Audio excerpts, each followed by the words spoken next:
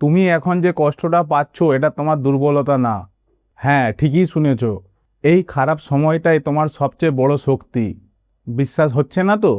ভিডিওটা শেষ পর্যন্ত দেখো, আজকে আমি তোমাকে বাস্তবভাবে বুঝিয়ে দেব। নমস্কার বন্ধুরা, ভিডিও টাইটেল থাম্বনেল দেখে নিশ্চয়ই বুঝতে পেরেছেন আজ আমরা কি বিষয় নিয়ে কথা বলবো। তাহলে চিৎকার না করে বাস্তব কথা শুরু করি। তুমি একা না, আজ হাজার হাজার মানুষ তোমার মতোই লড়ছে। কেউ টাকার জন্য কষ্ট পাচ্ছে, কেউ নিজের মানুষের কাছে হার মানছে, কেউ স্বপ্ন দেখার সাহসটাই হারিয়ে ফেলেছে। তুমি হয়তো ভাবছো আমার সাথে এত খারাপ হচ্ছে কেন। তাহলে একটা কথা বলো, তোমার জীবনটায় যদি সব কিছু সহজভাবে পেয়ে যেতে, তাহলে কি তুমি শক্তিশালী হতে পারতে? নিজের যোগ্যতাটা বুঝতে পারতে? নিজের আসল শক্তিটা বুঝতে পারতে? সত্যিটা খুব কঠিন, কিন্তু শুনতে হবে। খারাপ সময় কখনো আমাদের ভাঙতে আসে না, খারাপ সময় আমাদের সব সময় তৈরি করতে আসে।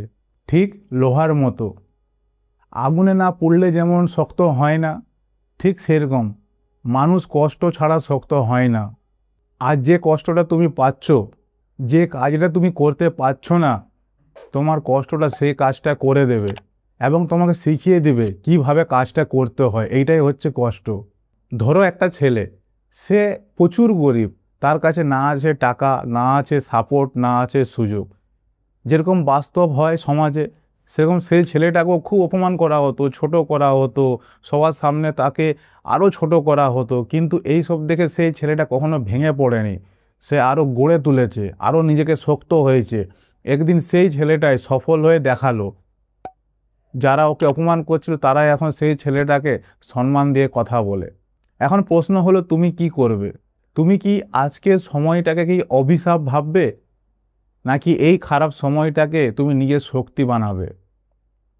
আজ হয়তো তোমার কষ্ট হচ্ছে, কিন্তু আগামী দিনে তোমার গল্প হবে এই কষ্টটাই।